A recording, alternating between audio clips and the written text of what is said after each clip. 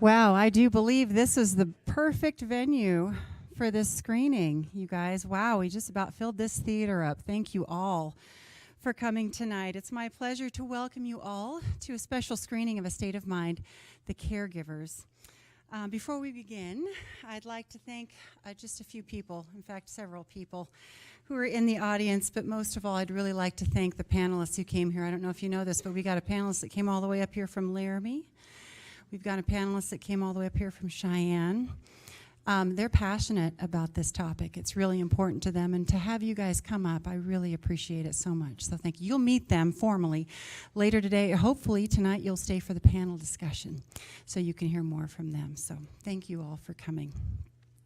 I have a few other folks in the audience I'd like to recognize. Two very good friends and dear supporters, and they mean so much to me, is Senator Baldwin and Representative Lloyd Larson. It takes a lot.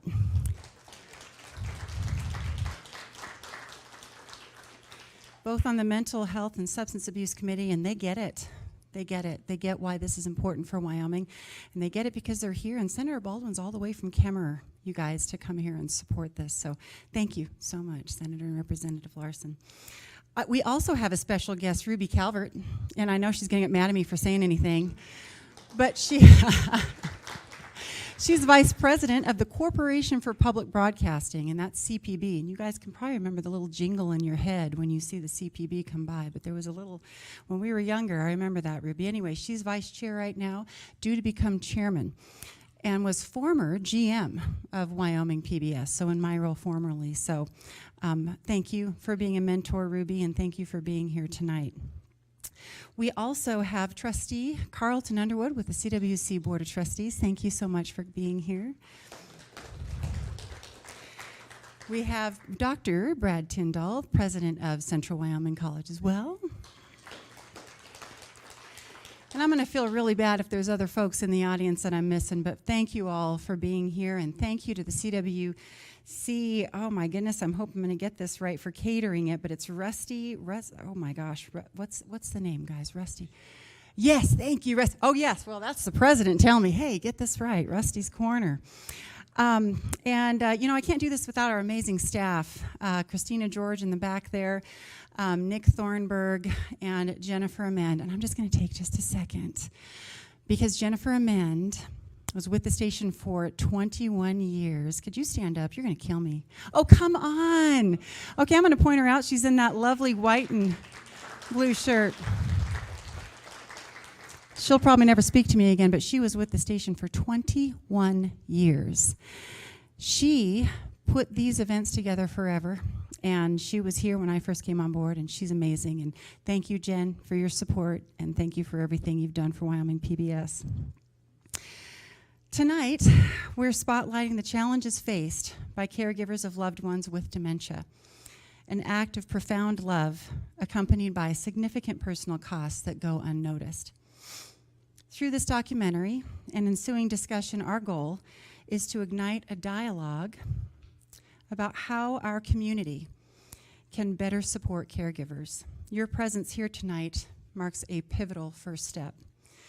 It's my honor to introduce someone who I've become very close to. His name is Matt Hames, and his wife here and his son here in the audience tonight, all the way from Austin, Texas. But I'm going to introduce Matt. Matt and I met when I was the executive director of the foundation, and I don't think he is capable of saying no to a Wyoming story. In fact, just yesterday he said, Joanna, if you've got a Wyoming story you want to tell, you just better call me first. So when we first started talking about doing a mental health program, gosh, how do you find a producer to do something on mental health? What a touchy, controversial subject. And so I called Matt. Well, actually, we were on a meeting together, Matt, and I said, gosh, I'm trying to find someone to do this program. And he said, I've done a program on mental health. He said, let's talk. And from that came A State of Mind, first season. We just found out yesterday won another Emmy. This is the first season of A State of Mind. Now in total has 4 Emmy Awards. So congratulations, Matt. And it's my honor to allow him to come up on stage and talk more about the series in this episode. Thank you. Thanks everyone for being here tonight. Thank you, Joanna, for that introduction. And it's my privilege to get to work on this series. I also want to acknowledge someone else that we have in the audience tonight. Laura Utt is a producer who was with me on all the shoots. Could you stand up, Laura, please? Be acknowledged. Also, all the way from Austin, Texas. And also the executive producer of the series, Beth Hames. Could you stand up and be recognized, please? I'm just grateful that Joanna thought to ask me if I was interested in working on this series. And we have, at my production company, we've done a lot of work on mental health in other spaces and other short documentaries. So I think I sent you a link to something that we had just done for a nonprofit out of California. But this is a whole different animal. It's a completely different thing because the Mountain West is, the states are spread apart, the communities are spread apart. There often isn't quite the support that somebody would need. And I found this episode in particular to be probably the most challenging episode of State of Mind that I have made. And it took over a year to pull it together, just in terms of finding the right partners, the right people to talk to. And I'm grateful that many of those people are here in the audience tonight. And I really would like you guys to stick around after the screening, because the people that you see in the film, you're going to get to also talk to and ask questions about how we can support and provide care for caregivers in isolated rural communities. So without further ado, this is a State of Mind, the Caregivers, and see you afterwards.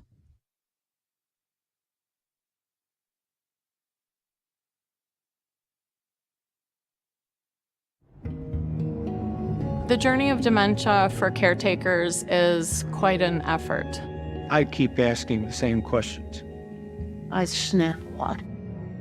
The partner becomes the primary thinker, doer, planner. The stress is unremitting. I needed help. I needed some help. And we're rural people. We don't look for help, and we don't ask for it. We just try to fix it ourselves. People out here are strong, they are resilient, they are courageous. That grit and independence that we love about the Mountain West is also something that can work against us to create a sense of, I have to do this on my own.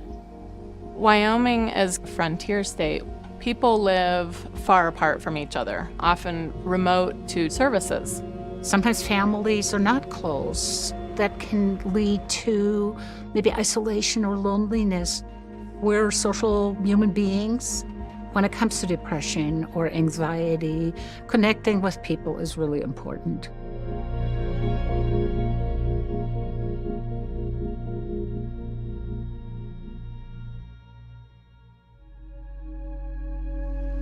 Funding for this program is provided by the Hughes Charitable Foundation.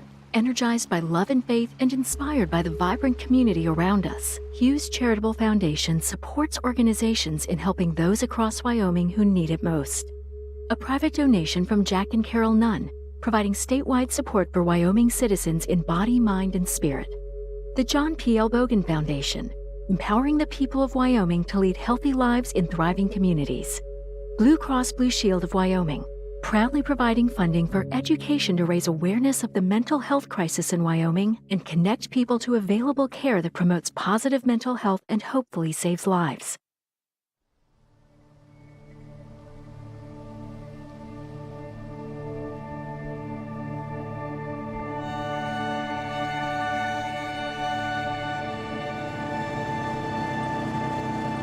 We live about 16, 17 miles west of Riverton, Wyoming. We have a small farm here. We grow corn, we grow alfalfa hay. Alfalfa hay is the biggest crop we grow in the county. My wife, Minnie, she was a farm girl from northeast Colorado. When we met, she was a teacher. Minnie was always way more academic than I was. She was a math wizard. What we had in common is we were rural kids, and that's what attracted us to each other. I worked for the rec department. One of my jobs was to be an official for football games. Minnie coached an elementary team, and when the game first started, she thought I made a horrible call, so she walked out on the field. And so I stopped the game and I said, we've got to do about 3 things here. First thing is, you don't walk out on the field. If you want me to complain to me about my call, then you tell me and I'll walk off the field. The second thing is, you don't grab me by the arm. And the third thing is, we probably ought to go have coffee and talk about it. We have been married 49 years in 12 days. It's been a happy marriage. About 9 years ago, she was diagnosed with Alzheimer's. I think for me it was hard because Minnie was such a active woman. You know, she was such a go-getter, you know. I think back about that and I think, that's gone. Her memory loss is significant. And so our day kind of starts with her first medication. I get up at 6 o'clock. I give her meds at 6. I give her meds at 8, 10, 1, 3, 5, and 8. And so that's just my job. It is the toughest job I ever had in my life. It's 24/7. There's no real light at the end of the tunnel. And let me tell you, you're going to make mistakes. I've made lots of them. In Wyoming, there are over 16,000 individuals in families that care for a loved one with dementia. Our aging population is certainly growing, and our overall population growth is not so much. And so dementia is on the rise here in Wyoming as it is in the rest of the country. The estimates put Wyoming at having 10,000 people with a diagnosis of Alzheimer's disease or any other kind of dementia, and that's expected to grow by 30% in the next 2 years. The dementia journey is incredibly trying for both patients and their families, and I see this in my line of work. My job is to meet people out in the community wherever they live, whether that's in their home or a care facility. And I sit and talk with the patient, the caregiver, and try to listen for the stressors that they experience.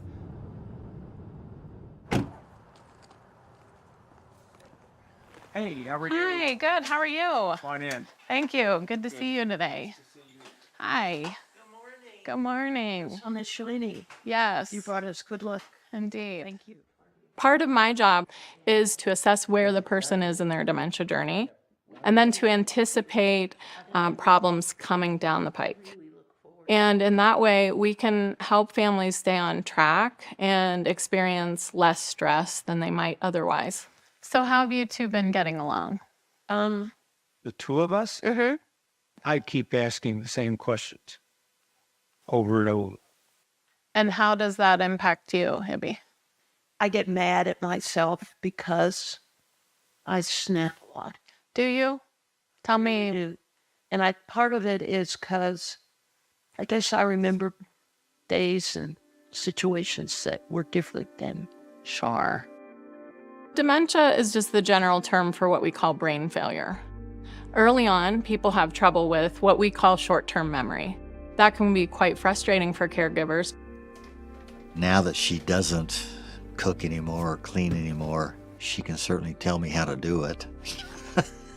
You know, criticize and that kind of thing. I'm not the most patient guy, and there's stuff that annoy a caregiver. We go out on the porch almost every evening, and I hear the same issues every day. We have a neighbor who has a tree that's falling down, and she thinks they ought to cut it, and we just have the same conversations all the time. And my wife doesn't know what she's doing, and it annoys me, but that shouldn't make any difference. That as a caregiver is probably one of my hardest things to do, is be able to live in this environment and not get upset. Anger's always there. Rationally knowing there's nothing their loved one did, there's a sense of things being so unfair. Then most care partners take on top of that, judging themselves. I shouldn't feel, I should have, if only. The partner becomes the primary thinker, the primary doer, the primary planner. The list is nearly endless. Personal care, hygiene and grooming, dressing, that includes eating, food preparation, overseeing medications, assuring the medications are taken. Essentially all the needs that the loved one has. People also don't talk about how physically taxing it can be to care for somebody. Most of our caregivers care for their person living with dementia 20 hours a week or more. Some of them 24 hours a day without any help. Patients are requiring essentially an assisted living level of care. Those staff members get to go home at the end of their shift to recover their energy and their cup. And caregivers who live in the home do not typically get a break. So I feel responsible, I feel absolutely stressed out. I do love the person that I'm taking care of. I'm compassionate, I'm caring, I'm loving, but I'm exhausted. Caregivers are also watching as their person changes significantly. We got married in a farmhouse in northeast Colorado. That was in 1974. She was dressed in a green wedding dress. That's her favorite color. She had long brown hair. She's always been thin. She was a beautiful woman. We have been faithful to each other. We just knew we were in this deal for the long haul. I just knew I was going to take care of her, and I know she'd take care of me. Think about getting up every day and seeing your partner of 45, 50, 55, 60 years essentially fading before your eyes. It can't help but impact you, being a caregiver all the time. And there are times where you do get sad. There are times that remind you of things that make you sad. A lot of memories there. Minnie's right here. This is when Lance graduated out of law school, and that was Gavin when he was married. Our boys, I might get choked up. They love their mom. So I look back at the life we had and the way she took care of our kids and the way she helped us live our life, because it took a lot of her to do that. And she was a champion at that. This journey is almost always accompanied by a constant companion of sadness and anticipatory grief. Before we actually lose someone, we begin grieving their death. The mental exhaustion that the caretakers go through is so great that will put them and lead them to develop strong mental health disorders and high levels of stress. Anxiety, depression disorder, even PTSD.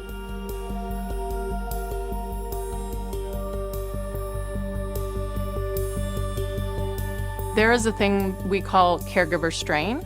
It's an actual diagnosis. It's a syndrome that caregivers can experience when they are overburdened by their caretaking. It can show up in many different ways. They can experience poor sleep, frustration, a short temper, etc. And it can really impact their physical health as well. They begin to have their own health issues due to neglect. Care partners are also aged and may have their own chronic illnesses that they then do not really tend to. The focus is exclusively, usually, on that identified person with dementia. Caregivers have a ton of trauma, right? And secondary trauma of watching someone go through a struggle and not necessarily getting the support that they need, right? Because the focus is all on the primary client. But you have all that, you have an unconscious message that I'm not as important as them. For the care partner, the losses are really significant, not only with losing their life partner, but losing connection, becoming isolated, staying at home because I couldn't possibly leave him with anybody else. I wouldn't do that. There is a point where that is not reasonable, neither is it sustainable. Things can quickly get beyond one's control, and you can get into a crisis situation. I needed help. I needed some help. And I didn't know where to turn. I'd tried locally, different areas, but I couldn't find what I needed. Wyoming is considered a frontier state. We have a very low population density. People live far apart from each other, often remote to towns or cities and services. People here sometimes have to travel long distances to seek medical care or mental health care.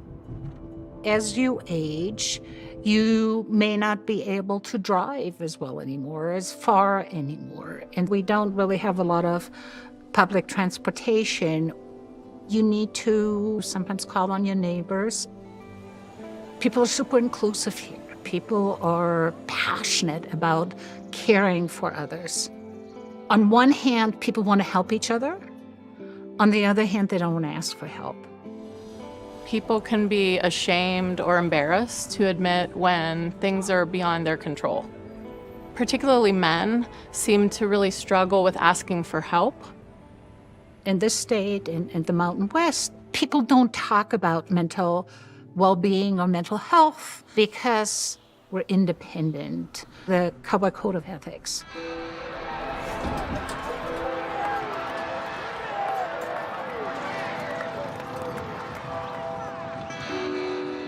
The Cowboy Code really taxes people to be strong, and people in Wyoming are strong. They're resilient, they're brave, they have a fierce sense of self-reliance. It's quite impressive. Cowboy Code is being able to, grit through something or be able to push through. The Mountain West is unique in the sense that it is open and vast, right? But in that open vastness, there's isolation. You have to have some persistence and determination to even get through a day, whether that's through the weather or through tough conditions to get to work, right? You have to have the sense of independence. So that grit and independence that we, love about the Mountain West is also something that can work against us to create kind of just a sense of, I have to do this on my own. They're really fixed in, I can do this myself, I can do it myself. And they also see asking for help or accepting help as a failure, as I should be doing better.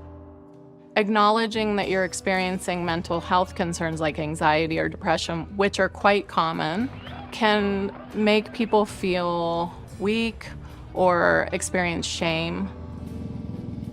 The first step, just acknowledging that this is a problem, is the most difficult, thing for you to do. Just knowing that this is a problem is the step number one, and not everyone can get to that point. I found some help, even though Wyoming people don't like to ask for that. I called a woman by the name of Sabine Schenck, who is with Wyoming Dementia Together. Welcome to the Wyoming Dementia Together Caregiver Network. They meet every 2 weeks on a Zoom. So today we have Teresa Robinette, who is an occupational therapist. In this group, there is a team of professionals that deal with this all the time. And then also start looking at your home, looking for ways to simplify. Sometimes if there's a lot of unnecessary items that they're having to sort through, that's just another layer, another added difficulty. They give me ideas, little things that have helped us. Teresa, this is Kent. Hi, Kent. You say early stages. How do you determine what stage you kind of are in? That's always the question that we have is where are they? Where are they on this continuum? Along with that, there are caregivers who've been dealing with what I've been dealing with a long time. Howard, I just had a question for you.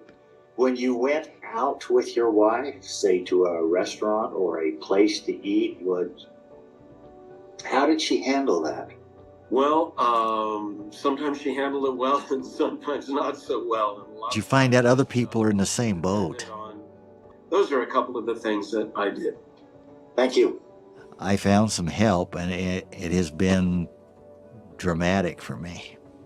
When it comes to depression or anxiety, connecting with people is really important. Absolutely. But how are you doing in terms of taking care of yourself? I think things are going well. I think we're continually making adjustments of one kind or another, don't you? Yes. And how are you doing?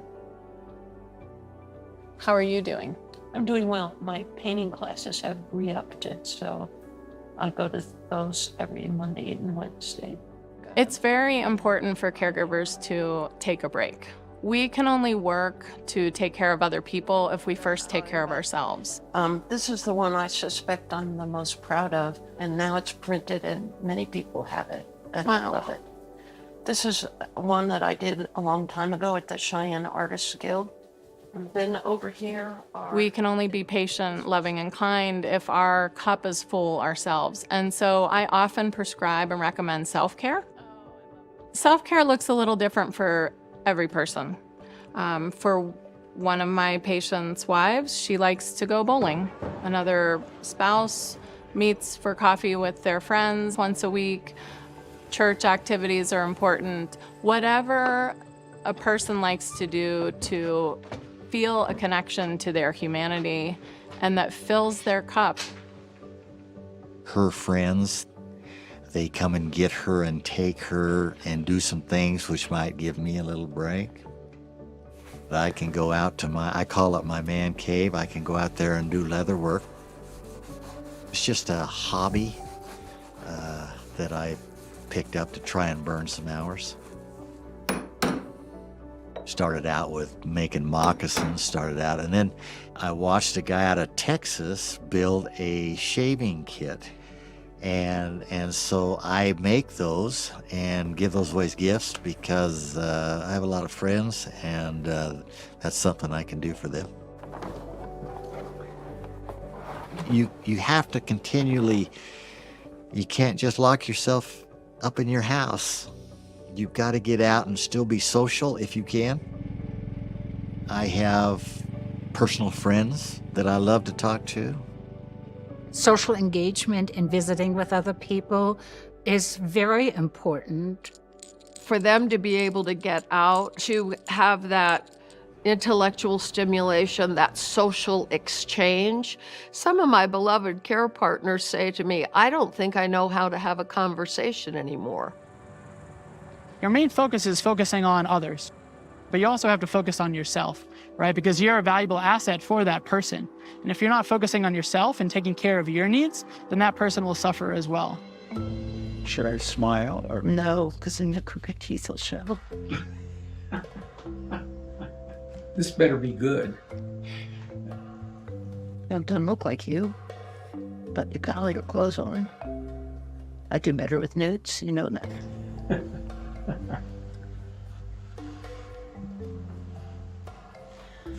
Well, honey, this was you about 50 years ago. Got a lot more hair, darker, but you're smiling.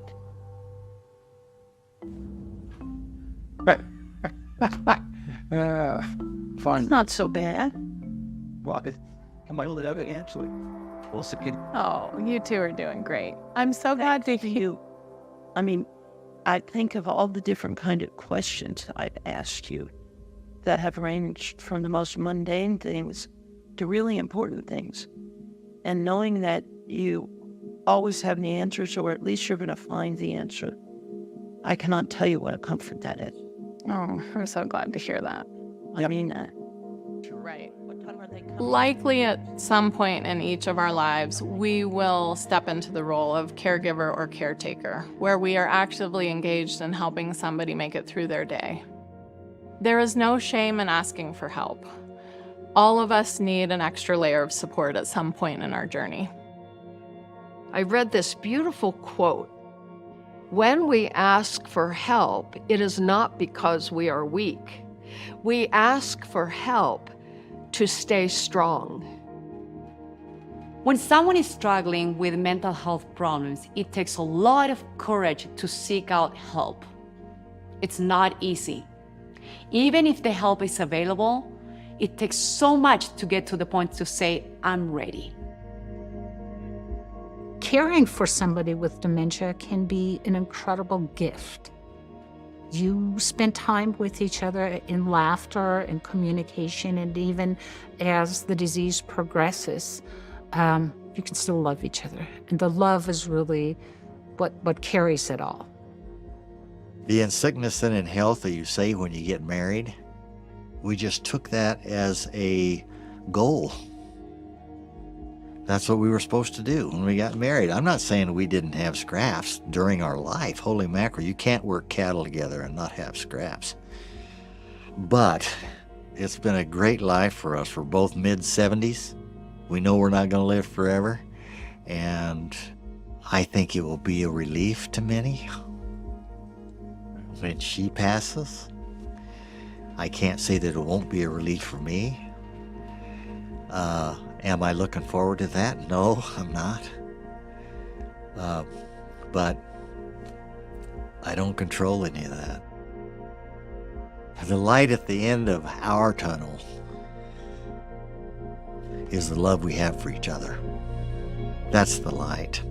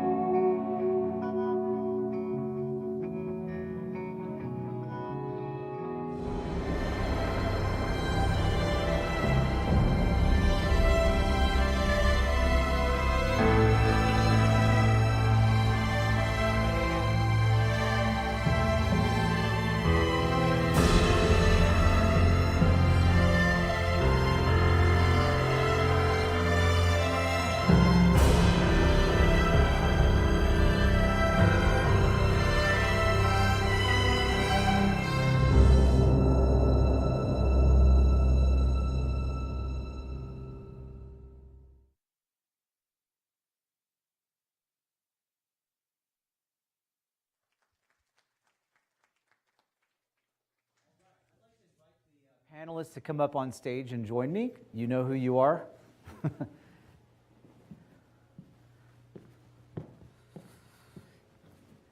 In no particular order.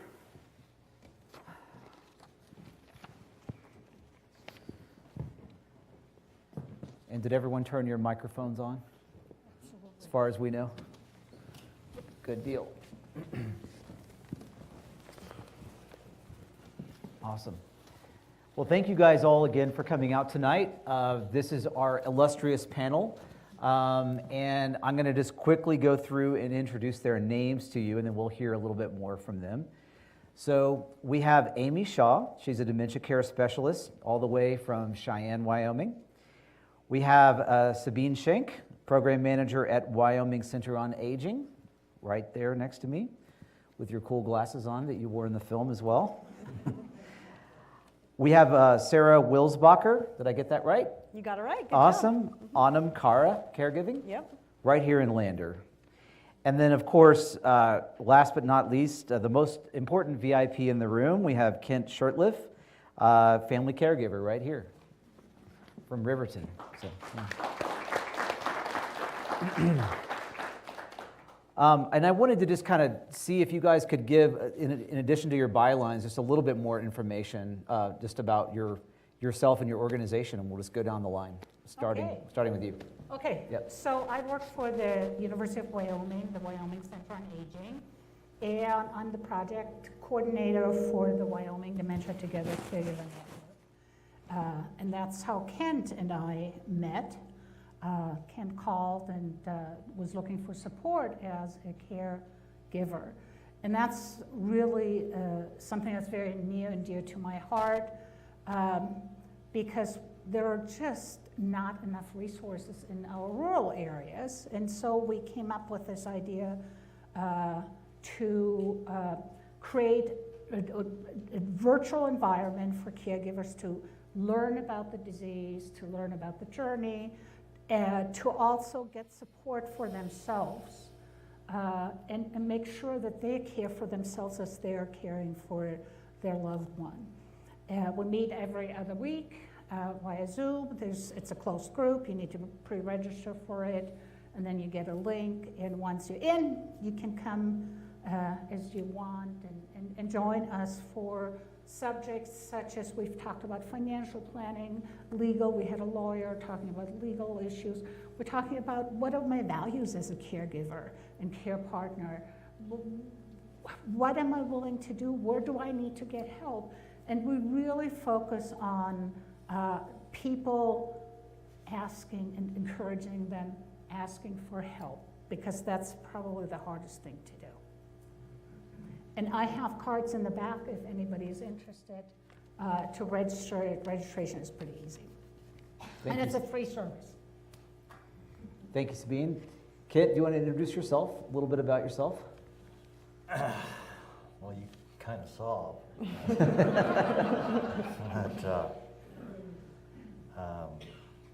I really don't know how to introduce myself, really. I mean, I'm just a local Wyoming guy, and I had a lot of help. I want to tell you, I had a lot of help. I called them my 5 angels, and they were Minnie's friends, and some of them are in here today, and they helped me a lot to get through this. I have a son and a daughter-in-law who helped me a lot. They live close. They live 300 yards away. You know, if I needed them, I could holler at them, ask them, come over. We're just an average old Wyoming family, and we were struck with this thing 10 years ago. I just retired from the banking business, and my wife was diagnosed with Alzheimer's, and so it's been quite a 10 years, but that's kind of where I'm from. Thanks, Kent. Sarah? My name is Sarah Wilsbacher, and I'm a registered nurse, and I have a master's in psychotherapy. And my background in my career as a nurse has been in hospice and palliative care. And when I moved to Lander in 2012, I was amazed and concerned about how little care there was, how little options there were for people to remain in their home and to be taken care of, to be safe, for caregivers to have the support that they need. Coming from Denver, where I did hospice and palliative care, there was a lot of services, caregiving companies and support that people had access to. But in Lander, Riverton, Fremont County, there was nothing outside of the healthcare systems in place, like hospices. We have a couple hospices, the healthcare system, but often we need way more help to stay at home and to have the support needed. So in 2019, I started an organization called Anam Kara Caregiving, and it's an in-home caregiving company that works in conjunction with hospice, palliative, or hospice, home health, and primary care providers to help people stay at home whether that's respite for the caregiver or coming into the home to help someone who just needs some extra assistance to be at home safe.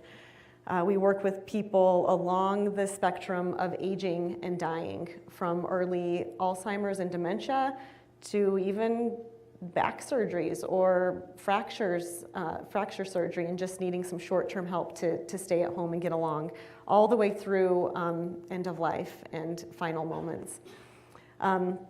Anam-Cara is a very hard name to pronounce, and most people mispronounce it. I wonder why I chose that name for the organization, but it has a very special, specific meaning and reason why I chose it. Anam-Cara is a Celtic tradition. These were peoples, they were providers that were connected with mothers as they were pregnant and giving birth and early in their years of raising their infants, a support person to help that transition at that very vulnerable time in life. But they were also companions for people at the end of life through aging and dying and the transition that happens at the other end of the lifespan. And so Anam-Caras it's the way that we provide care that's special. It's accepting people, being a witness, not being judgmental, allowing people to do their work and have their life, and we're companions in that journey. So the Anam-Cara heart and culture is really what we strive for. We're not just providing medical care, we're providing relationship, companionship, connection, and acceptance. And that's what makes us special. And it's where relationship is the medicine, and we really believe that and we practice that. We have people who receive our services for an hour, a couple hours a week, to 24/7, and anything in between. We try to create a custom model that's not based on profit or insurance. It's just whatever you need, and how can we make that happen. We have about 40 caregivers who provide care to our clients, and at any given time around 30 clients at a time.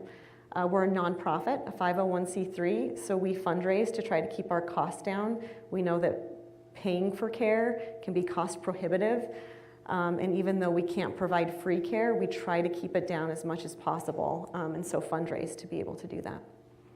That's awesome. And having care in your own home is just so, in some ways, so much more preferable to some people than having to be at an outpatient or an inpatient facility. And speaking of in your own home, you might recognize Amy Shaw, who we see in the film going into the home of Rick and Ibby. So Amy, tell us a little bit more about yourself. Thank you so much. My name is Amy Shaw. I live in Cheyenne, Wyoming. I'm a physician assistant.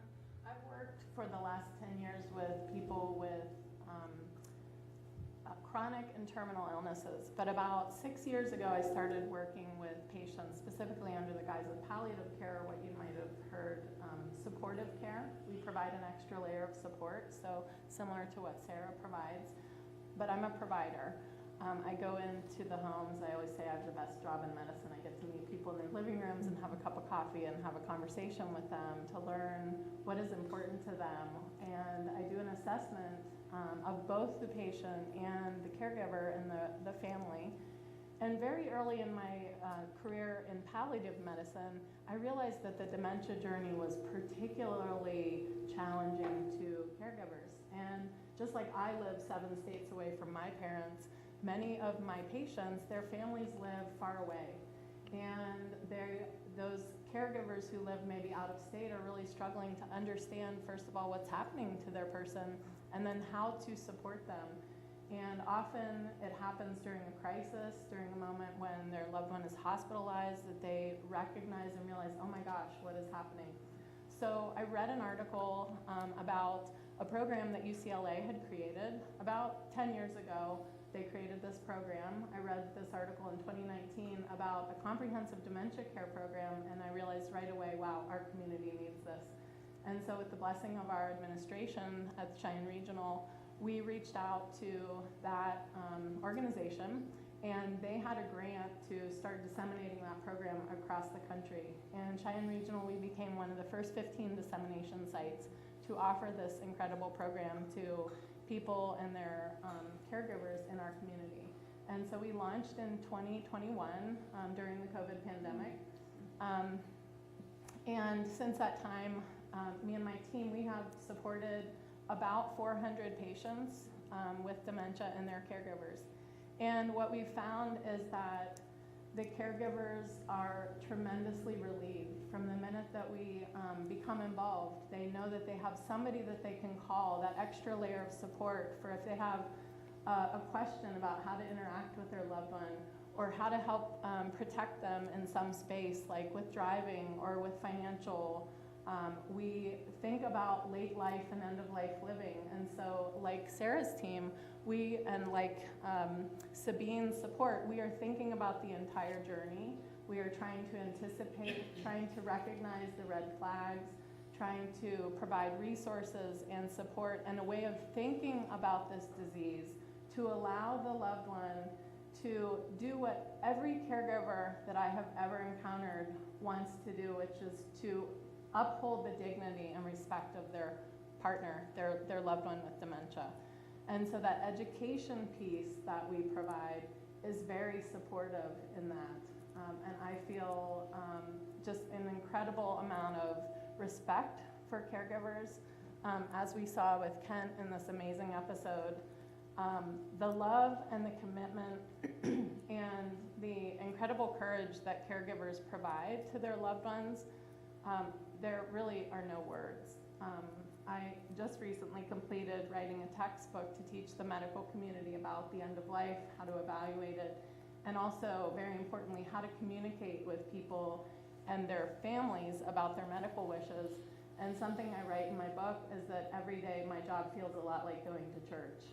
Seeing the love and the commitment that caregivers provide to their loved ones over a 10+ year journey is really something to behold. Thank you for that. Yeah, in a minute we're going to go to some questions from the audience and some questions also from an online audience. If you're streaming, hello, type your questions up. Really quick, I wanted to just kind of throw out a question to everybody in the room. So obviously, Alzheimer's, dementia are huge problems. There's a growing population that has Alzheimer's, dementia. Why focus on caregivers? You know, why put your passion and your time and your energy into the caregivers themselves of people who have Alzheimer's? I'll start with Sabine. Because I think the caregiver oftentimes can get lost in the caregiving. And it is very, very hard to say, this is my time, I need some time alone, I need to refresh. I think as we saw in the episode is that caregivers in a nursing home or assisted living facility go home at night to get refreshed. As a caregiver caring for a loved one at home, can't do that. And that's really my hope, that we provide that so that there's some alone time for the caregiver, and then encourage them to practice good self-care, so that, because it's a long haul, it's a long journey, and if you don't take care of yourself, you can get physically ill, you can get emotionally ill, you burn out, the burden becomes too much. How many of us, the people in the audience, and the rest of the population are going to be caregivers at some point? Everybody. Everybody. Everybody. Everybody is going to be a caregiver or a care recipient. Mm-hmm. Amy, why do you invest your passion into caregivers? So the dementia journey is different from the other healthcare journeys that we can experience and pass away from. On the dementia journey, the person loses their brain capacity. It is brain failure. So we lose our ability to manage ourselves across the day. In the medical realm, the financial realm, with mealtime, with managing appointments, etc. It impacts everything that we do across our day. That is not the same in heart disease and lung disease and even cancer. And so all of that task falls on the caregiver. Well, we know that what I call the labor of living is a lot of work to get yourself through the day. But now you add on helping another adult human being make it through their day, each and every day. And just like Kent mentioned, it's a lot. I see the strain and the frustration and the exhaustion of caregivers. And so prioritizing the caregiver, it's like when you're on the airplane and they say you got to put your oxygen on first, right?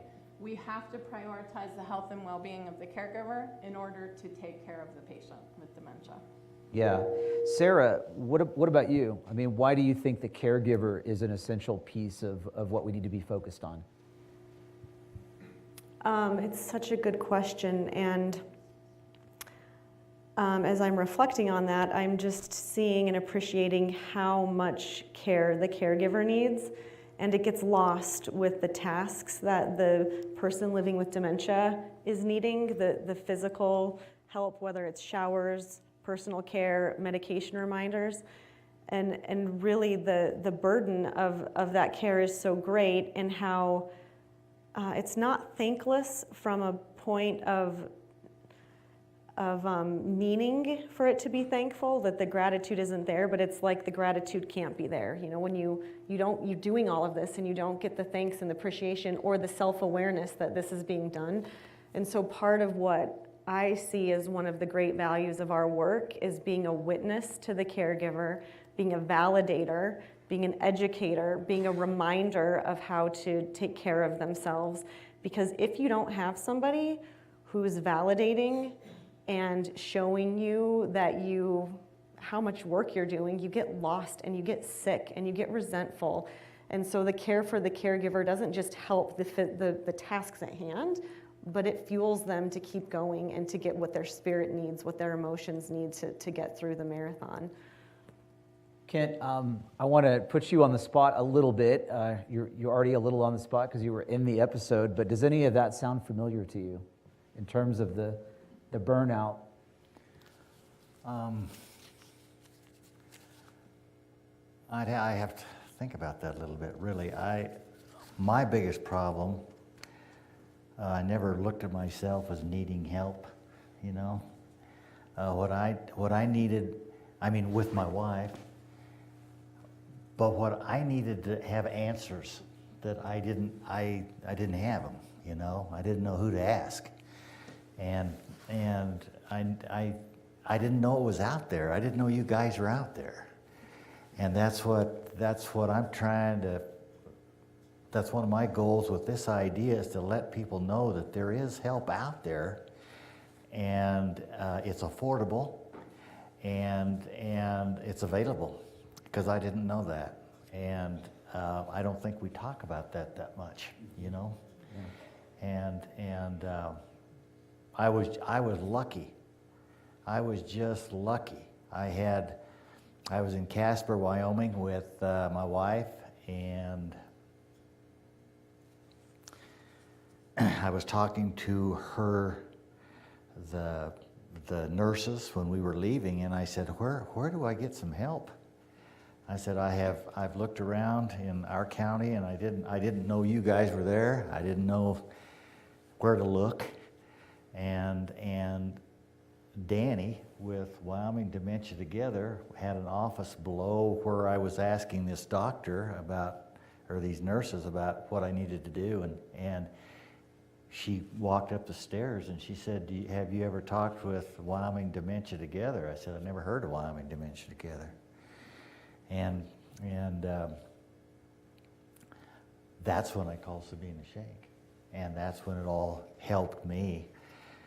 Was it hard to ask for help at all for you? Yeah, you know, that's why I like Wyoming, because we don't ask for help much, you know. We don't like to.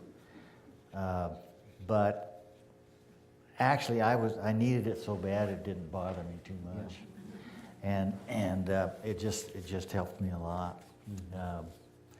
To get that kind of help, and it, but we're just trained that way, you know. Here in the West, that's just what we are. My wife, I'll tell you a story about my wife. She crawled 300 yards with two broken bones in the bottom of her leg. She jumped out of a corral, but she was cabbing heifers, and it was fairly cool. It was the end of February, and she jumped out of the corral and broke both those bones in her leg, and she crawled, didn't want to crawl through the cattle, So she crawled around our corral, around our barn, around our working corral, into the house. And then instead of calling 911, she called me. Well, instead of me calling 911, I just said, I'll be home in a minute. And so I go home, and I found out later that she would have made it in the house a little quicker, but our dog thought she was playing, her dog thought she was playing, and attacked her before she got into the house. But she finally got that done, and then when I saw her laying on the kitchen floor in her coveralls with her leg pointed the wrong way, I just knew it was time to ask for help. Yeah. You know. So. Amy, I wanted to just call on you and just ask you a little bit about, the stigma, and what is the sort of the scale of that problem in Wyoming and in the Mountain West states, and let's just pretty much say the Western states. What's the problem of the scale of stigma? So dementia is very common in our society. It is part of the human condition. And our particular geography means that we are aging more rapidly than other places in the country, as Sabine said in the program. And stigma is a real thing. Nobody wants to have a diagnosis of dementia. They don't really want it to be in their family either. But I think it's very comforting to know how common it is. Because when things are common, we can feel better about asking other people, how do you do this? If this is part of the human condition, we can feel like we're not alone. And so I like to share this statistic.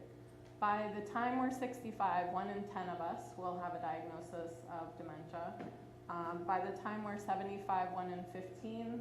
By 85 years of age, 30% of us will have a diagnosis of dementia. And over 90, 50% of us. So if we are fortunate to live into our 80s, it is very, very common. It is part of the human aging experience if we do not die of heart disease or cancer or lung disease, frankly. And so I think it's really important that we try to combat this stigma by sharing this. I like to provide this reassurance to my caregivers and to patients if they're very early in their journey and they can still appreciate and understand this type of conversation, that this journey does not have to be all doom and gloom. As I think Sabine mentioned in the program, it is very possible to have a loving, connected experience with your loved one despite them having a diagnosis of dementia across the journey. And the way that we help, the way particularly that I help caregivers and loved ones accomplish this is through that mechanism that I mentioned earlier. Every caregiver wants to uphold the dignity of their loved one. And so everything I teach about the dementia journey targets how do we maintain a person with dementia's sense of competence, capacity, and control, and their sense that people in their environment respect them. If we can do that through managing our tone of voice, our facial expression, our body language, the words that we say, how we respond, whether we point out or not that they have made a mistake, if we can avoid some of those things that impact their sense of incompetence, if we can avoid doing that, people with dementia can have a very positive, loving experience. And so that's what I try to start right away with my support for my caregivers, is that this does not have to be an all doom and gloom journey. This can be a very loving and connected experience, because as we're losing the skills that we gained growing up, one of the first things that we learn in life is how to develop that human connection. And it turns out that's one of the last things that leaves us on this journey. And I think that's kind of a beautiful aspect of dementia. I wanted to take just a second and recognize Christina back there, and she's got a microphone. And if anybody out here has any questions for the panelists, she's going to walk around with a microphone and stick it in your face, and you can ask us a question. And then I also wanted to recognize Nick Thornburg back there. And Nick is the guy with the beard below the camera.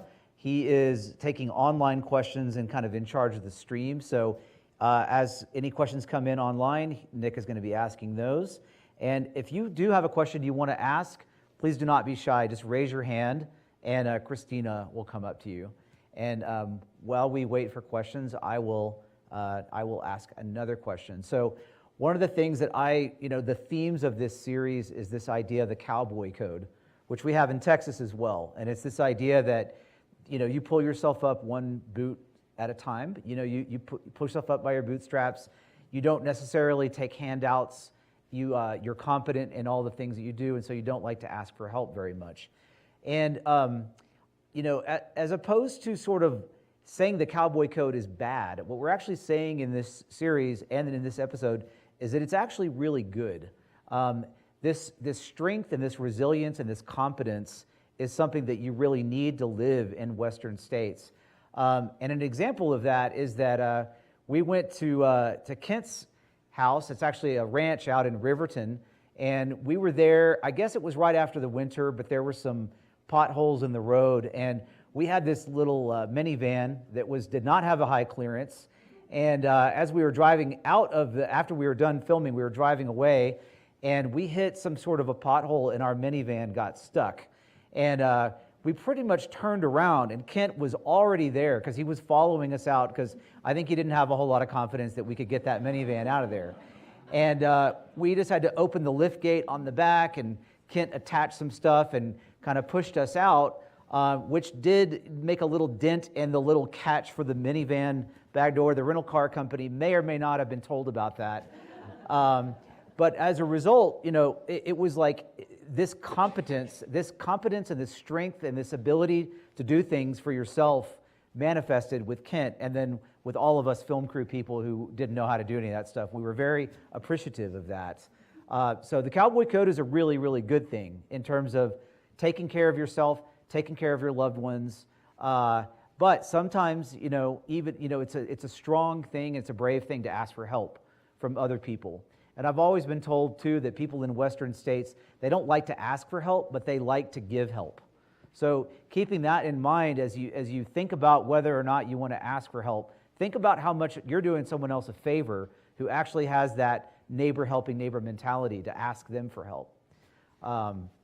That's my little soapbox and my little embarrassing story about our minivan. So, I wanted to just go back to Kent and just kind of ask a little bit about, the rural areas. I mean, you live in Riverton, which is not completely off the beaten path, but you do live a little bit out there. So how do you think we can better reach and support caregivers in rural areas that may feel isolated? And how can we as a community members support our friends and neighbors better, do you think, Ken? I think I've said it, Wyoming Dementia Together helped me a ton. I didn't know it was out there. I didn't know this kind of help was out there. And I needed to know that. And so that's what we're trying to do. We're trying to spread that word in rural America, that there is help out there if you need it. And I just think we've got to talk. We've quit talking anymore. We text, but we need to talk and let people know there is help out there, and it's good help. It's not. It's good help. It'll make a big difference to you. And this is a softball, but how much does Wyoming Dementia Together cost? It is completely free. And how do you guys manage that? We manage that through a grant through the government. Federal government provides us a grant. We just got re-upped for the next 5 years. Got a grant for $5 million. And so Wyoming Dementia Together, not just for Wyoming Dementia Together, but to educate our workforce here in Wyoming on age-friendly and dementia-friendly care. Wyoming Dementia Together is part of that, and that's how we finance that. Sarah, tell me a little bit about, you have listed here the things that you kind of provide are physical, emotional, social, and spiritual wellness. Talk a little bit about even the spiritual side. And also I liked what you talked about in terms of like having someone that doesn't have an agenda. And I love your name. So just tell me a little bit about that spiritual aspect that you think about people with. Right, I think everyone has their own definition of what spiritual is, but we want to meet people where what enlivens them, what fulfills them. and what just lightens their spirit. And everybody is different. And so we want to go in with curiosity. What are your interests? How can we help you have more of your interests? We're currently taking care of a gentleman with dementia, and he's a fly fisherman, and he just, his dementia in some ways goes away when he's fly fishing. He knows where all of the secret holes are. He knows how to fly his ties. Everything comes back because it's muscle memory and it's in who he is. And so our care is just going out fishing, and that's tending to his spirit. And everybody has something different. And so we try to find what it is that lights you up, and how can we do that with you, have a conversation about it, ask questions, inspire storytelling. So it looks different for everyone, their capability and what they like, but we want people to feel alive and that they matter, and help them have those experiences that align with that. Christina, or Nick, we have a question from the online audience. So we've had about 130 folks join us during the stream here online, and we did have a question come in here. Could you please explain the difference between dementia and Alzheimer's? So dementia is just the general umbrella term for what we call brain failure. So just like your heart, your lungs, your liver, and your kidneys can fail, so too can the organ of the brain. Our brain develops when we grow up from brainstem to cortex, and the dementia journey robs us of brain mass as our brain atrophies or shrinks. We lose brain cells and the neural networks, and therefore the memories, the knowledge, the words, the concepts that we learn, the physical skills, we lose that in approximately the reverse order of the skills that we gained growing up. So dementia in some ways can be described as the journey of going from infancy to adulthood in reverse. There are many different kinds of dementia or causes for dementia. The most common type or cause of dementia is what we call Alzheimer's disease. About 60 to 80% of people with a diagnosis of dementia have Alzheimer's disease. The second most common type is vascular dementia, something problematic with blood flow to the brain. The brain is not very resilient when there's not enough oxygen. Most commonly a stroke. And then not very commonly, we have the dementias that are called Lewy body and frontotemporal lobe dementia. And then people who develop Huntington's disease, Parkinson's disease, ALS, they are also at risk of developing general dementia. So dementia is just the general umbrella term, and Alzheimer's is the most common type of dementia. Great question. We got a question down here.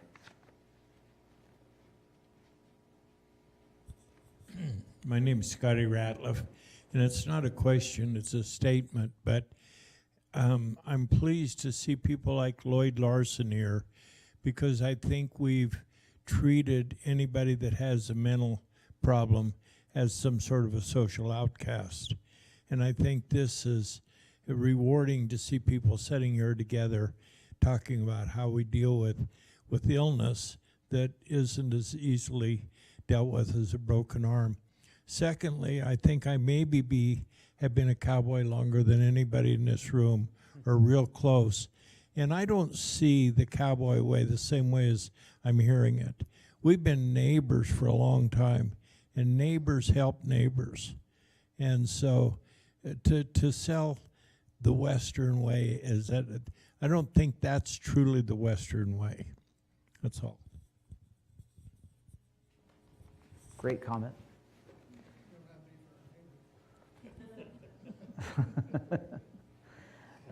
Yeah, go ahead, Kent. This is an educational kind of a thing from my view, and so in our case, what we did was my wife degenerated enough that with some help with some people in this room, we took her to a hospice here in Riverton. And that hospice basically changed the medication my wife had been getting for a long time.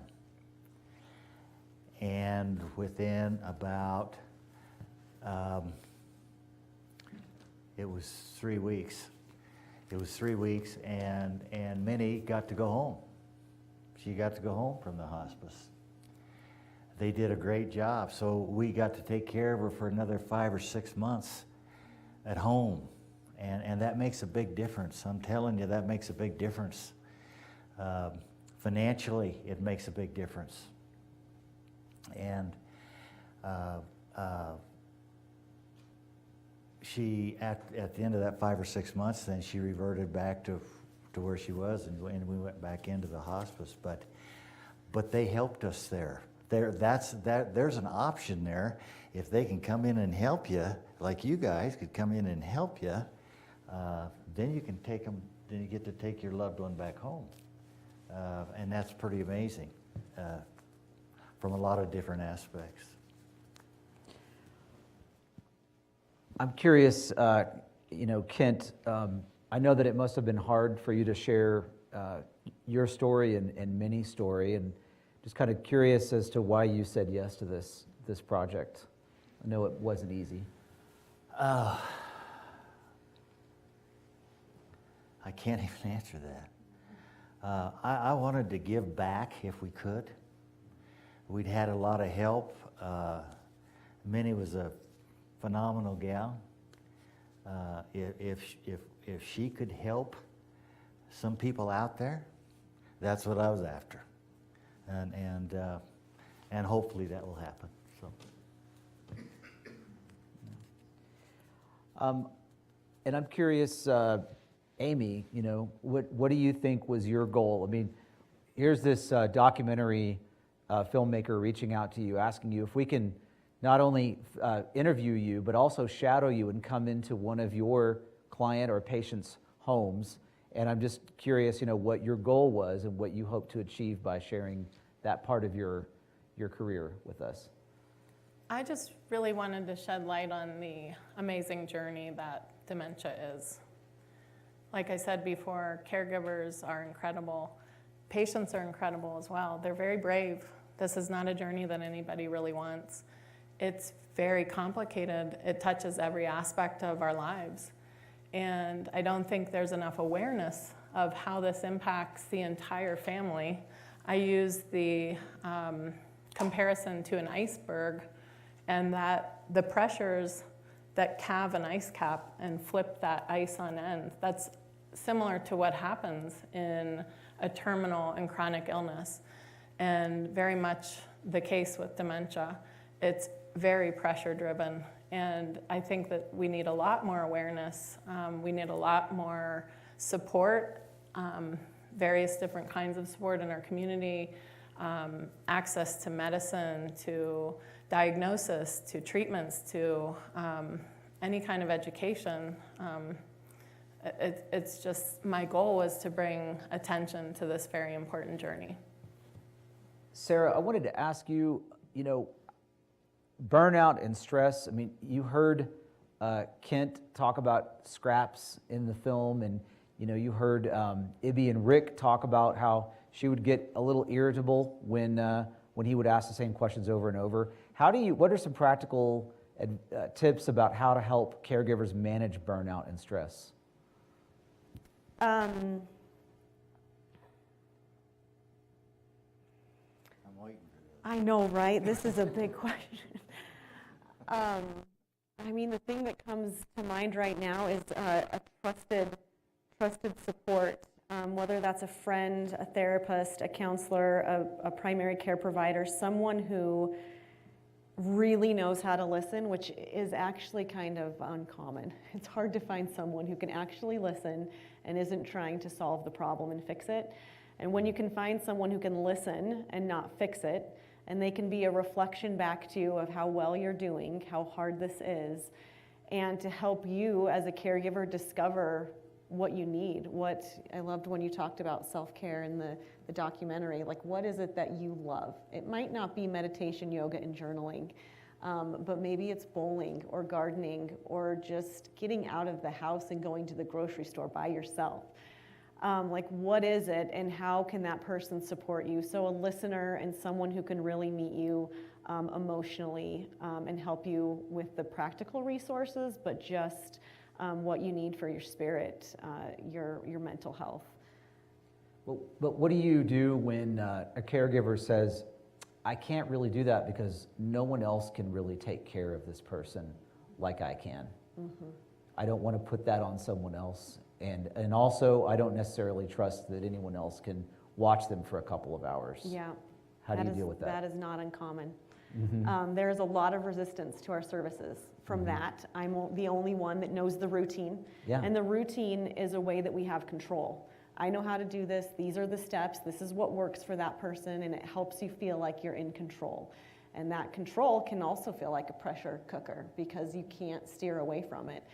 And so one of the things that I encourage people to do is experiment. Let's just trust us. Let's see what we can do if we come in. It might not look exactly like you want it to or that you do it, but let's just see how this person responds. Because one of the stories is there's no room for spontaneity or things to be different. They can't handle it.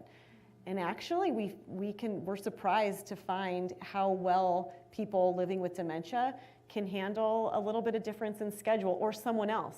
The other fear is they're not going to recognize the caregiver. They're going to have a panic attack. They're going to, it's not going to be good. Well, let's just try it and see. And if you're right, we can pull back or we can do something else. But to validate, I know you're scared, this is hard, no one's going to do it like you, but let's just give it a try and see how it goes. I often will make a visit or two with people who, they're not paying for me to visit them. I just go and consult, but also build relationships so they can trust me. If they can trust me and they know that I have their best interest at heart and that they're not alone and I've got their back, then maybe they'll trust me to bring someone else in who can provide that care. But it's really hard, and I don't want to dismiss how scary it is for someone to come in and provide care and you let go of your loved one that you know how to meet the needs for. Sabine, do you see that with Wyoming Dementia Together, with new people? I don't think I can go away for a couple of hours. I don't want to put that on anyone. I feel bad for anyone that has to take care of this person. Yeah, we definitely see that quite a bit, and it makes a lot of sense.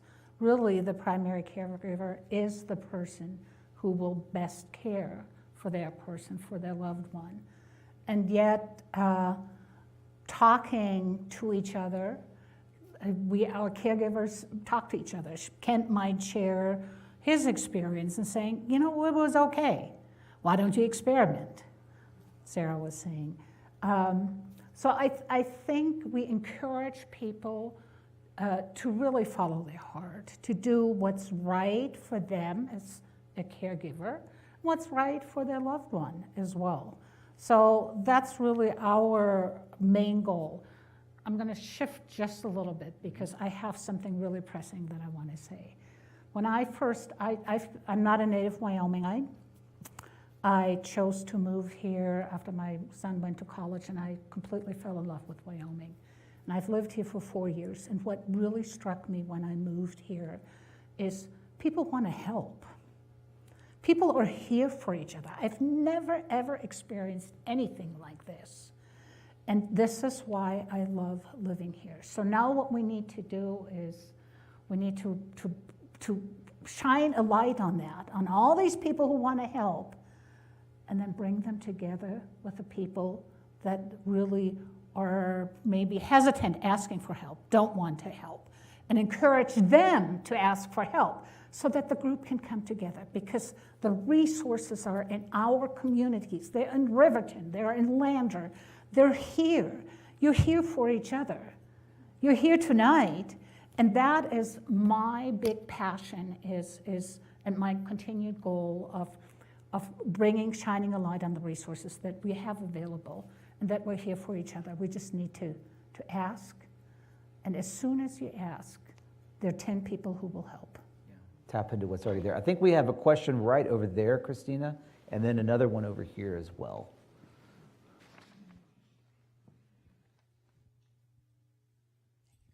Sorry. And I don't know who to ask the question to, so I might just ask it to whoever. When does a caregiver normally come to you in the stage of dementia? I mean, and I knew Kent and Minnie for a long time. Kent told me he thought Minnie had dementia, and I'd be around her and I'd be like, I can't see it.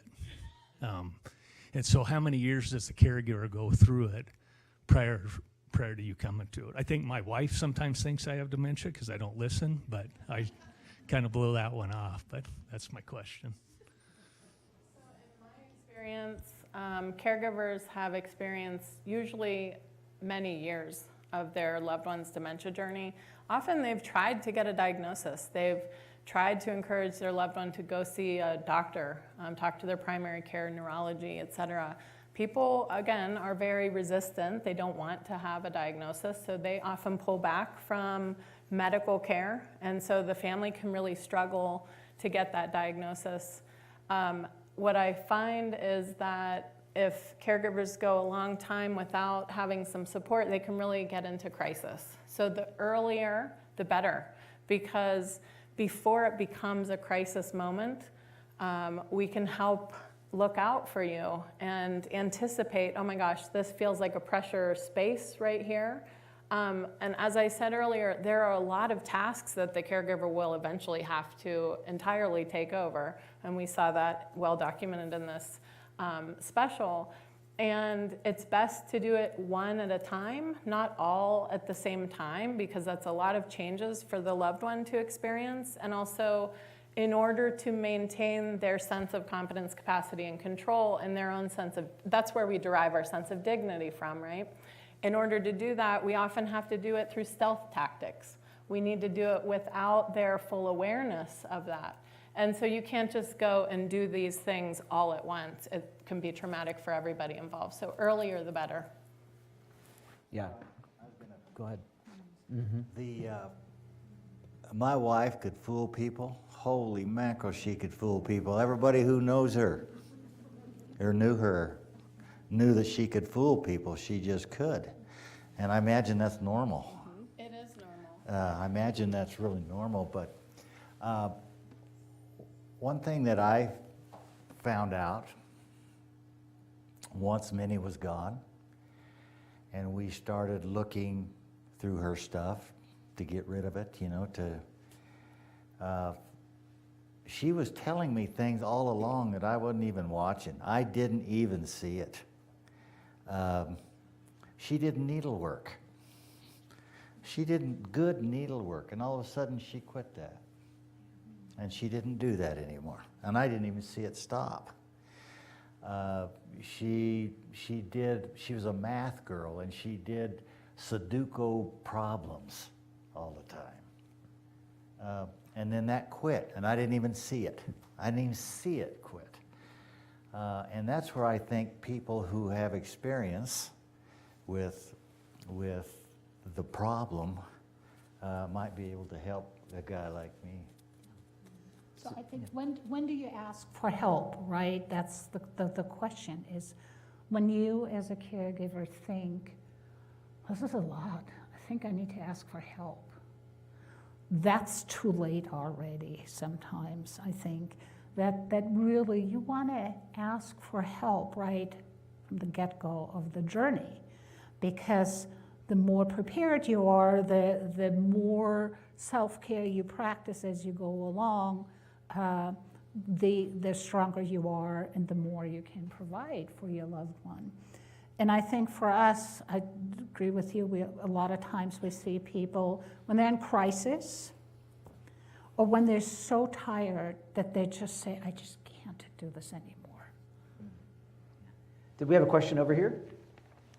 Hi, I just was curious that the caregivers in your screening were spouses. And there wasn't one for, I was a caregiver for my mother who has Alzheimer's. And so it was me and my son who was in high school at the time. And the impact it had on my son, watching his grandmother turn to be a different person. And so I'm just curious the reason, or if there was even a reason there wasn't maybe a reflection on my generation of where we're now taking care of our parents and we're still trying to raise our kids, and balancing that caregiving is incredibly frustrating, and we didn't have any help but neighbors. My neighbors were amazing, and so, and also the impact on our children. My son was so angry, and I didn't know that until my mom had to go to Colorado Springs to be in a memory unit because, you know, it's hard to find one here, and she wasn't safe anymore. So I was just wondering and curious if why it was just specific on spouses. Yeah, we just did interviews with people that were willing to put their story out there, and we connected with Kent through Wyoming Dementia Together. I believe that Joanna Kail knew Kent as well, so there were kind of two prongs saying, hey, you should talk to Kent, and then we connected with Amy. But I mean, that's a really great point that the caregiver looks different in every scenario, right? You guys want to talk a little bit about that? Absolutely. You know, this is one caregiver situation is different from another caregiver situation. And I think what you just pointed out is the great need for our young generation, for your high schooler being part of this journey to get support. We don't have support for teenagers, for young kids whose grandparents are living with dementia. And there's very little support for people who are raising kids and also caring for an older adult, specifically with dementia or Alzheimer's disease. And so I think, again, the opportunities are endless of what we need to do, and I'm really glad you're pointing that out, because it's what we call that sandwich generation. You're just like right in the middle of doing it all, and the pressures are humongous. I'm curious too, in terms of the navigation of family dynamics, and this is for Amy and Sarah and Sabine. Do you have situations where you have a caregiver, say a daughter or a son, who needs to vent about how no one else in their family is helping them? And how do you guys navigate that? And can it be healthy for someone to blow off steam and talk about that with you guys? Yeah, I will tackle that first. Yes, every family is different, and a lot of my job is actually counseling. I do a lot of, like Sarah said, validating, normalizing, and listening, and giving a space to really express the frustration, the anger, the sorrow, the sadness, the guilt, all of that. And what I find is most helpful is first to normalize that, you know, each of us can do what we can do. I live here, my family lives in Pennsylvania. My parents are aging, my sister's raising children. And so I attend all the doctor's appointments with my parents. My sister helps on a week-to-week, day-to-day basis. So I can't do that piece. So I encourage families to kind of think about what you can do. The other really important component of my work is getting everybody in the room and allowing them to share their experiences of their loved one's journey, and then to help, well, first I ask, and how are you making sense of this, so that everybody can share what they believe is happening.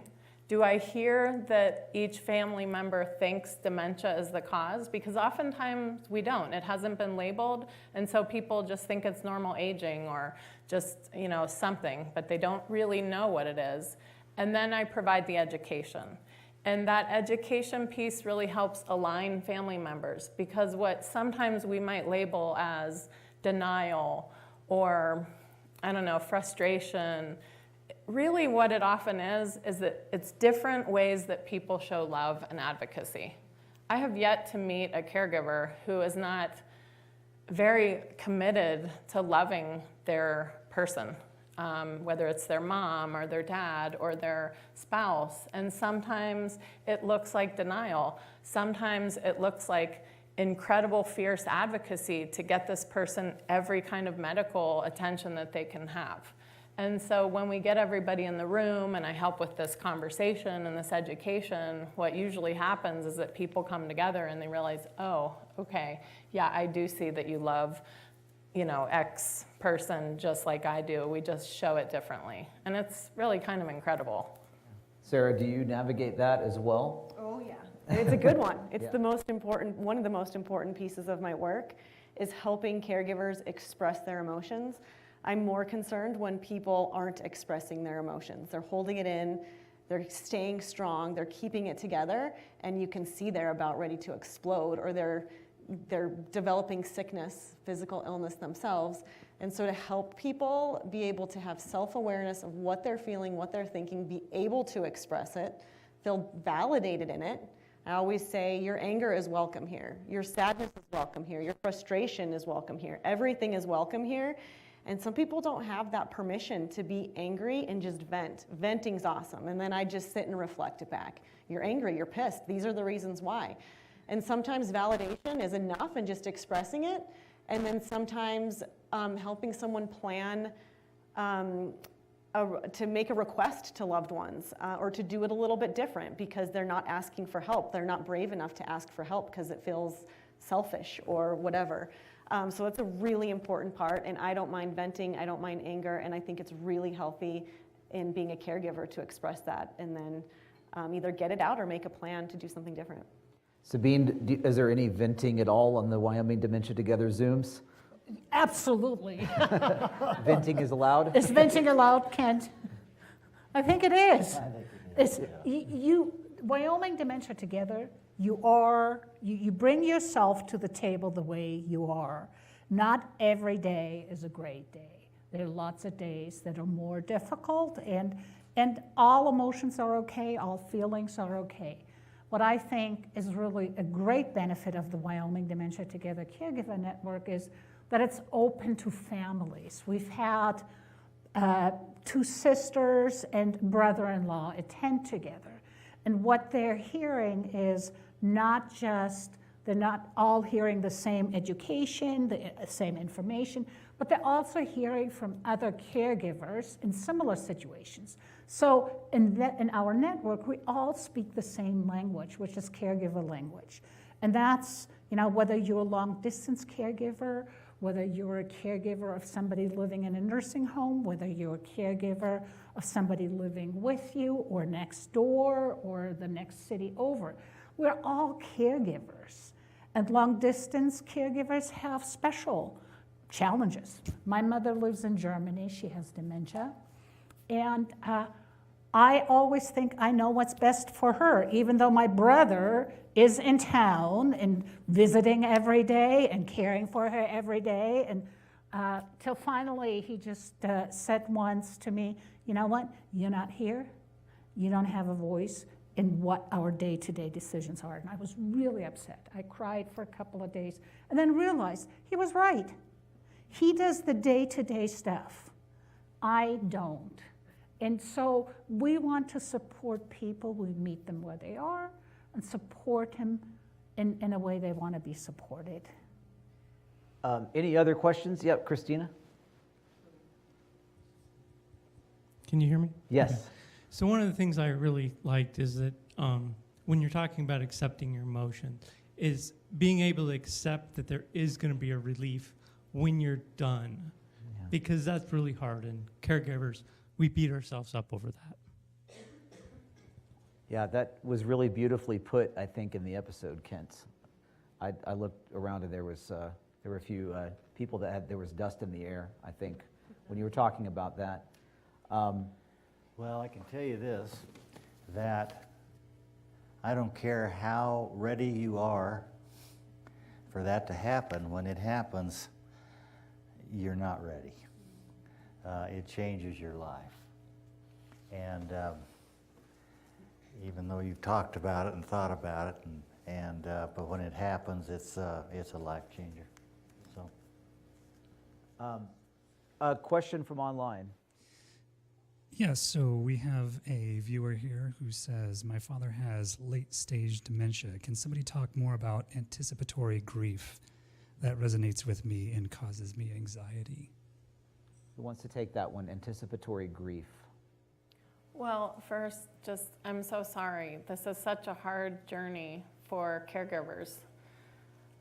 You're witnessing your person changing. It's an evolving loss of their capabilities of making it through the day. They sometimes lose their emotional empathy. So I often describe this bi-directional relationship becoming very unidirectional. That leaves a caregiver feeling very lonely. Like Sarah mentioned, a person is doing a lot of work, caregiving for somebody else, and some of my caregivers say, and they never say thank you. They lose all that benefit of their upbringing, and it's very hard on a caregiver's spirit. And so first, just, it's normal, and I'm so sorry that it has to be so hard. The one thing I wanted to mention that a lot of caregivers do not hear, and sometimes I'm the first person to say this to them, that your person is really lucky and fortunate to have you.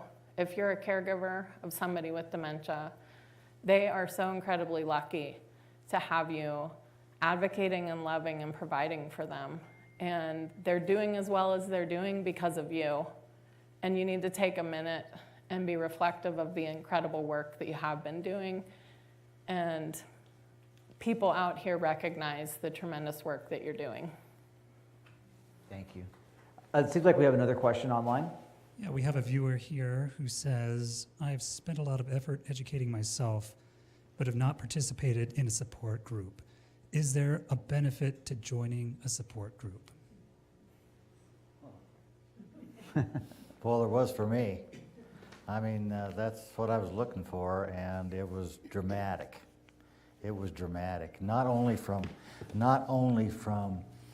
the professional people who deal with this all the time, but from people who have been caregivers for a long time. When I was in boot camp in 1970, we listened to everybody who talked to us, but we also listened to the guy who'd been over there. We listened to the guy in Vietnam who'd been over there. And that makes a big difference. And so these guys who have been caregivers for a long time, Scott Veach, he helped me a lot. He just had little tricks. This therapeutic fibbing is what they call it. Because if I was to ask my wife if she needed to be assessed, if I took her to a doctor, she would freak out. If I told her, like Scott Veach told me to, he said, tell her that you need this assessment for your insurance. I said, we need an assessment for insurance. She bought right into that, and I didn't have a problem. And she wasn't stressed either. And she was not stressed out. And so that kind of help is amazing to me. So, any other questions from the audience? Jared? Matt, you already took my main question, and then Pettit took my other question. So, just if you would, just oblige me in a quick comment, real quick. I think the most amazing thing about the program, frankly, was that Kent could figure out how to get on Zoom. I think that was pretty fantastic. I've known Kent a long time, and is there a story there, Kent? Oh, there's a story. All right, well, we'll get the story after here. I've known Kent a long time, and I'll tell you, for those who haven't had the privilege of knowing Kent for a long time, Kent is a brilliant guy. I like to give him a lot of guff about technology. We go back and forth a little bit on that, but I'll tell you what, he is as adept at figuring out the ins and outs of ranching as he is putting together pretty dang complex bank deals that I'll never be able to figure out. And I'll tell you something else about Kent is that he's one of the most honorable guys I've ever met. When something's right and he knows it, he'll walk through fire even though he's going to get burned. And that's what he did with Minnie. He knew it was right to take care of Minnie, and that was his job and his responsibility, and by gosh, that's what Kent did. But I'll tell you, if you'd asked me 5-6 years ago if we'd have seen Kent up on this screen, I'd have said, you're the last beat to fall off the beat truck. I'll tell you what, there's no way Kent's going to, because I'll tell you, Kent is a strong guy, the kind of strong where if he'd have been in Minnie's shoes when she broke her leg, he'd have figured out how to set that in his house himself. And when he'd have showed up at the board meeting, we'd have asked what's wrong, and he'd have said, oh, old Mayor kicked me on the way out of the house. It's nothing, okay? That's the kind of strength that Kent exudes. And the fact that, Kent, you would open yourself up, put those corral fences down a little bit, and talk to the rest of us about the importance of being open about your journey and about the difficulties you faced and about asking for help. I think that says a lot about your character, and I think on behalf of everyone, I think I'm safe to say thank you.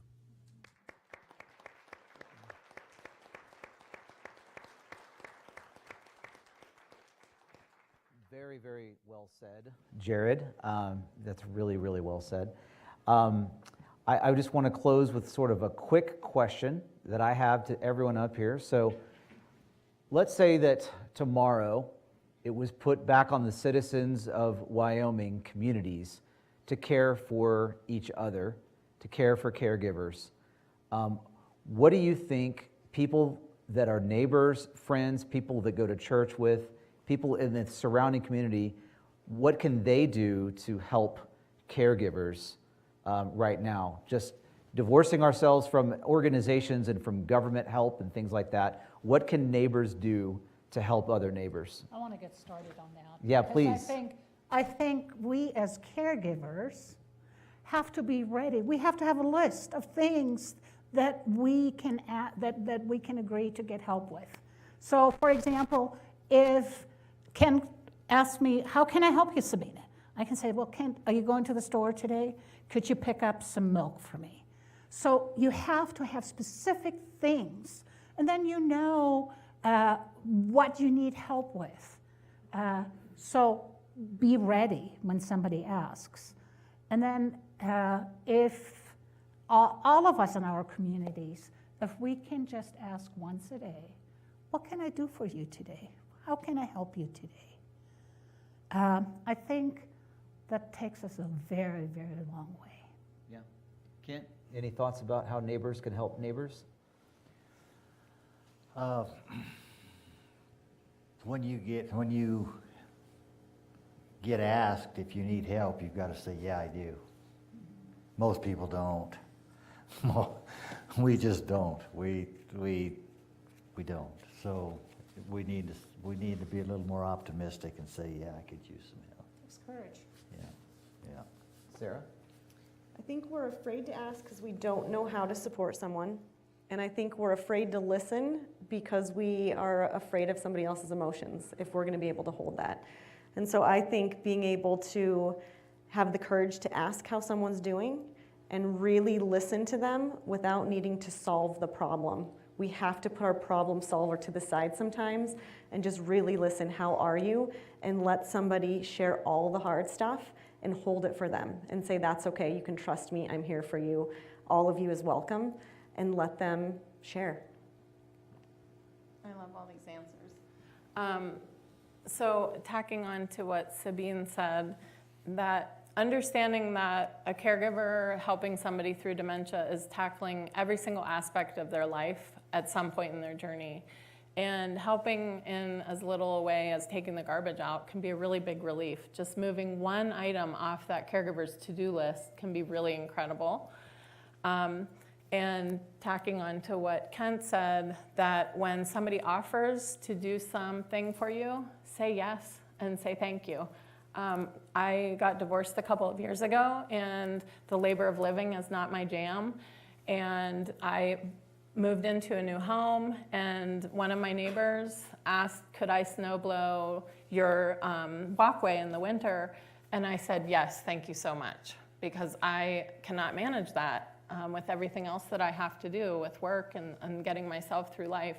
And that little thing that relieves one task from my life got me through 2 winters so far. And it might seem really small, but saying yes and then paying it back in some way is really, like Kent said and everybody has said, the aspect of community that is here. Neighbors are amazing.